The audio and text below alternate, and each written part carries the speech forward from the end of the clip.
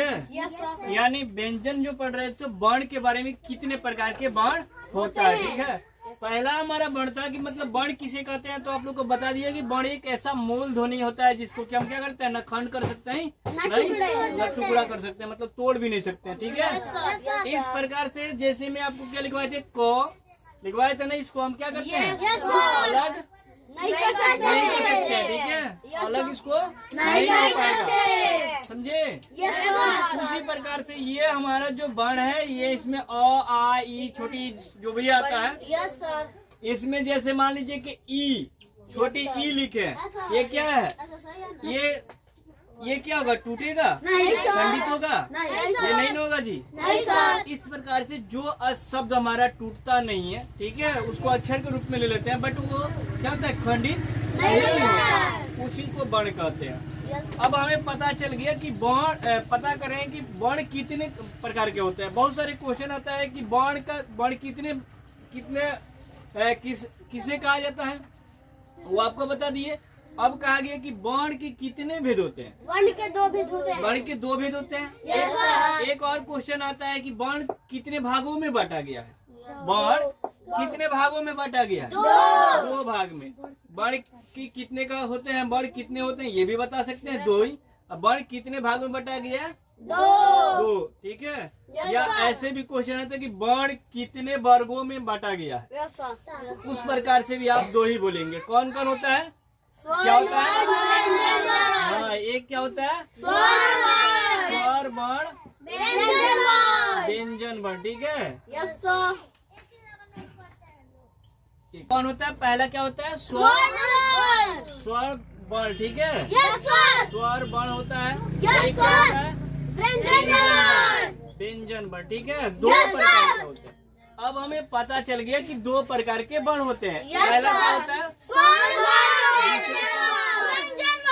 व्यंजन वर्ण, 2 हो गया। अब हमें जानकारी लेना है कि स्वर वर्ण किसे कहा जाता है, स्वर वर्ण किसे कहा जाता है। आपको पता है कि आपको लिखवाया गया होगा कि स्वर वर्ण किसे कहते हैं, तो लिखाया गया है कि जो वर्ण बिना किसी अन्य वर्ण की सहायता से बोला जाए उसे स्वर वर्ण कहते हैं। जैसे में क्या, छोटी हाँ, जैसे में आपको यहाँ लिखाया गया है आ छोटी, इसमें कोई अ बोलने के लिए कोई अक्षर की जरूरत है और नहीं है ना।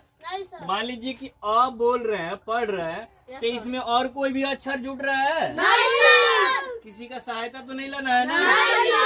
ये हमारा क्या हो गया, स्वर वर्ण हो गया। ठीक है, इस प्रकार से अ से लेके क्या होता है, अ तक ले जो भी अक्षर आते हैं, ठीक है, अ में, उसको स्वर वर्ण कहा जाता है। आकार हर्षिका रहता है, वो भी स्वर वर्ण में आ जाता है। अब व्यंजन वर्ण कौन होता है, व्यंजन वर्ण कौन होता है जी, क ख ग। ठीक है, क से लेके ये क्या होता है, व्यंजन वर्ण होता है। व्यंजन वर्ण में भी हम आपको बताते हैं, जैसे में कि एग्जाम्पल में आपको हम बताएंगे, या इसको पढ़ के हम बता देते हैं कि व्यंजन वर्ण ये जो हमारा लिखाया गया है, यहाँ पे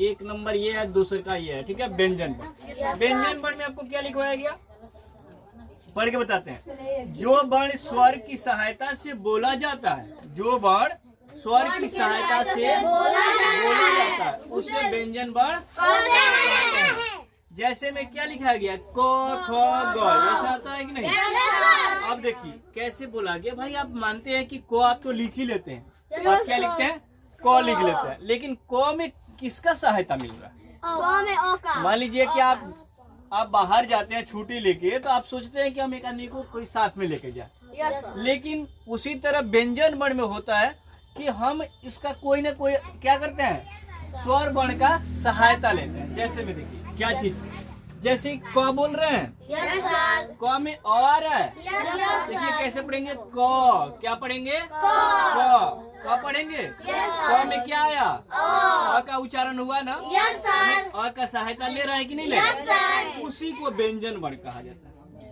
आपको कोई और पढ़ाने के बताएगा एग्जाम्पल में कि जैसे कि च क्या पढ़ेंगे, च होगा ना, च जी, च होगा ना।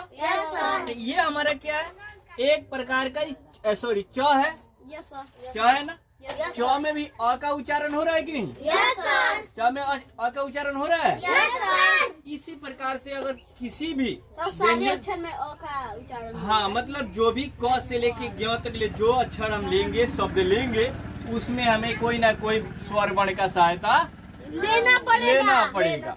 उसी को व्यंजन वर्ण कहते हैं। जैसे मैं आपको क्या बताए थे, क च होता है कि नहीं? तो ये च भी देखिए बोल रहे हैं, च बोल रहे हैं ना। जब च बोल रहे हैं तो क्या है, ये च पढ़ रहे हैं तो इसमें क्या आ रहा है उच्चारण, लास्ट में आ रहा है ना। इसको क्या कहते हैं, क्या कहते हैं जी? च। तो च पढ़ते हैं तो उसमें अ लास्ट में उच्चारण हो रहा है। उसी को क्या, कौन सा वर्ण कहते हैं? व्यंजन वर्ण कहते हैं ना।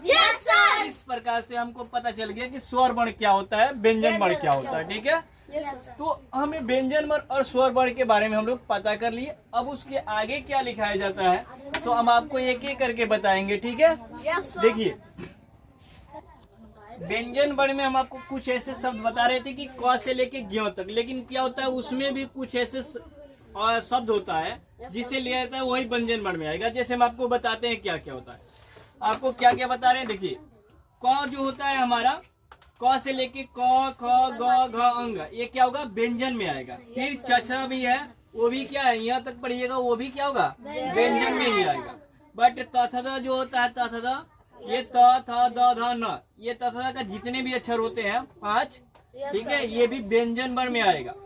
उसमें क्या है, टठरा जो होता है वो भी क्या होता है, व्यंजन वर्ण में आता है। प फ व जो लिखते हैं, जैसे प पढ़ रहे हैं तो प में आ रहा है, ब पढ़ रहे हैं तो आ रहा है। ये व्यंजन किस में आएगा, व्यंजन वर्ण में।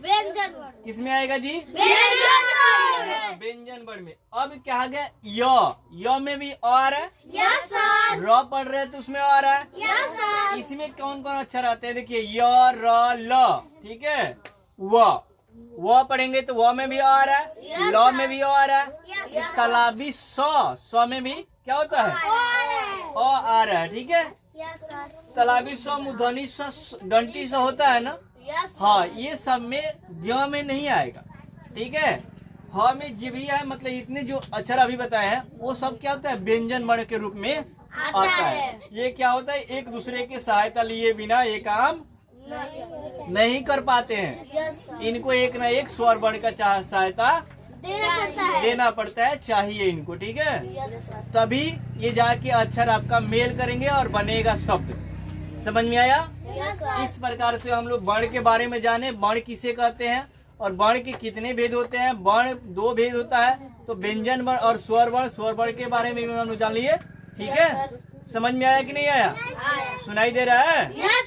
तो अब आप लोग याद कर लीजिएगा, याद हो जाएगा। अब इतने समझाने के बाद से आपको अगर एक बार रट दीजिएगा, मतलब एक बार जाके घर पे मन से रट दीजिएगा, तो आपको ज्यादा मेहनत करने की जरूरत नहीं है, बिल्कुल आसान तरीके से याद हो जाएगा। ठीक है, कोई इसमें मतलब ये नहीं है कि 5 बार 6 बार रटेंगे तो अब जाके याद होगा, नहीं। जब इतने आपको विस्तार से समझाया गया है तो आपको समझ में आ गया है। जब अगर समझ में आ गया होगा तो अगर एक बार पढ़िएगा तो आपको याद हो जाएगा। ठीक है, समझ में आया ना? Yes sir. अगला क्वेश्चन बताएं। Yes sir.